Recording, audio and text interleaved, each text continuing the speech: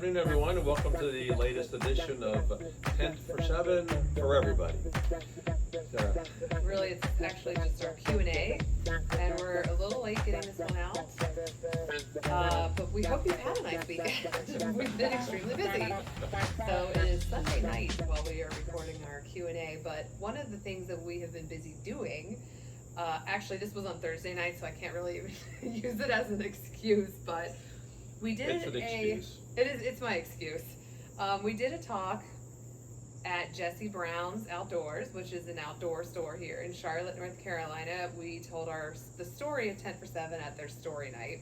Had a fantastic time. It's such a great event. But afterwards, we hung around and talked to a lot of the wonderful people that attended, and they were telling us their stories, and they were just really fascinating. So part of Tent for Seven, there are several instances where we believe there was a divine intervention experience where we needed help and somebody just happened to randomly show up at the right time, at the right place, provide the assistance we needed, and then disappeared without a trace.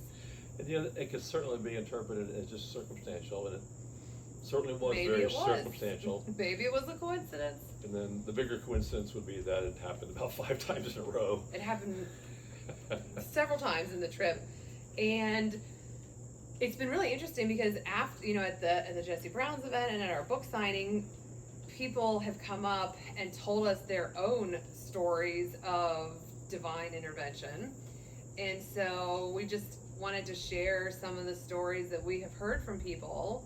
And I'll just start with mine. One of the people at Jesse Brown's who heard us talk came up afterwards and said, I had an experience similar to this.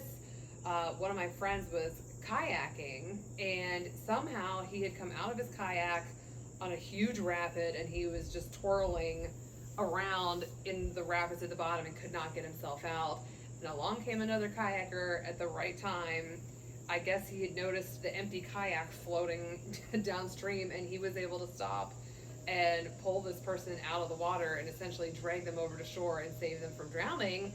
And then he disappeared. Like, he was gone. When the person looked around to try to thank him for saving his life, he was gone. And so he said he immediately got into his kayak after he recovered, because he had to finish off his ride to get to his vehicle and stuff. And so he said he paddled extra hard and fast to try to catch up to this person that had saved him, and he could never find him. There was never any trace of him at all. It's just so interesting to me that this thing that all of these occurrences have in common is that right after this person performs a heroic deed, they disappear. Like, in all of the stories that we have heard, they don't stay around. Like, they disappear immediately afterwards. About himself and four other bikers were out on a 50-mile bike excursion. I don't even remember where he said they were. I'm thinking they were in the back country in South Carolina someplace, but I don't remember exactly. Not motorcycles. They were talking bicycles. And one of the fellas on the bike tour had some kind of accident, and apparently they were going pretty fast.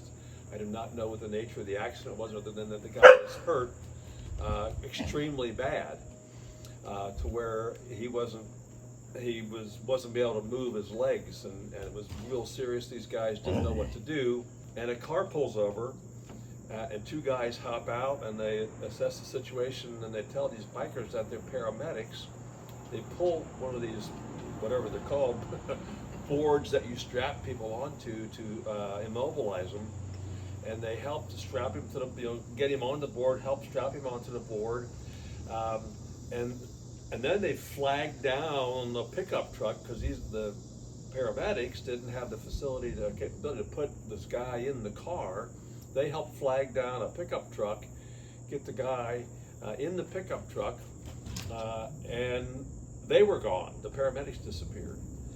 So we wanted to run it by you all, and if you've got some similar experiences, let us know. I find the story fascinating.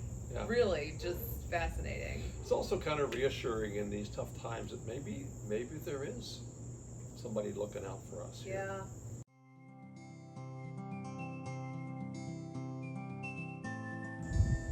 Are we on right now? There was a guy that came up to me afterwards. Actually, I'm going to tell a different story. You like that one? I'll tell the story that the girl told me. It was more interesting. It better be true. So we should ask you, have you had a divine intervention An intervention? experience? A divine intervention. It has to be divine. Yeah. Yeah, no, Can't be just you an can, or you intervention. could tell us about your interventions. That would actually be pretty interesting too. If you Do not- unknowingly showed up to an intervention that was for you, we would also For you. like to hear about But that. do not include your name on that.